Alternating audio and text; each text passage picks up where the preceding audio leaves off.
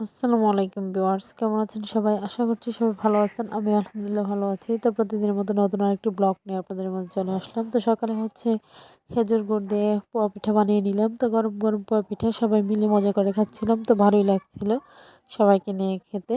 তো এরপর দুপুরে রান্না বান্নার আয়োজন শুরু করে দিয়েছি। তো দুপুরে সবজি রান্না করব আর ছানার ডাল মাংস দিয়ে। তো এগুলি আর কি দুপুর রান্না বান্না। তো এখানে 2 জা মিলে কেটে কুটে নিতেছিলাম। তো এই তো আর আমার বয়স শুনে অবশ্যই আপনারা বুঝতে পারতেছেন আমার শরীর অসুস্থ তো আছে, আর সেই সাথে ঠান্ডা প্রচণ্ড পরিমাণে। তো এই তো এদিকে সবজি রান্নাও কিন্তু হয়ে গিয়েছে।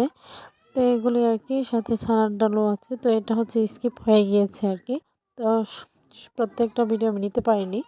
তো এরপর সন্ধ্যাবেলা তো স্যারের বাবা আজকে রোজা রেখেছে। তো সেই উপলক্ষে আর কি ইফতার বানানো হচ্ছে। তো এখানে ইফতারটা বানিয়ে নিতেছিলাম। তো একে একে সবগুলি করে নিতেছি। তো এখানে পেঁয়াজও ভেজে নিতেছি, আর বুট ভাজি তো আগেই করা হয়ে গিয়েছে।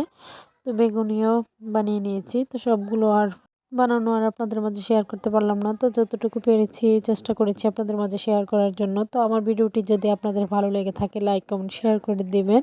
তো সবাই আমার বাচ্চাদের জন্য দোয়া করবেন, আমার ফ্যামিলির জন্য দোয়া করবেন।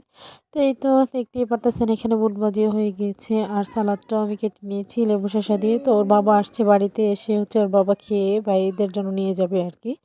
তো এটাই আর কি। আর সন্ধ্যায় সবাই মিলে খাওয়ার মজাই আলাদা। তো এদিকে বেগুনও বানিয়ে নিয়েছি। তো এই তো এই পর্যন্ত, আল্লাহ হাফিজ।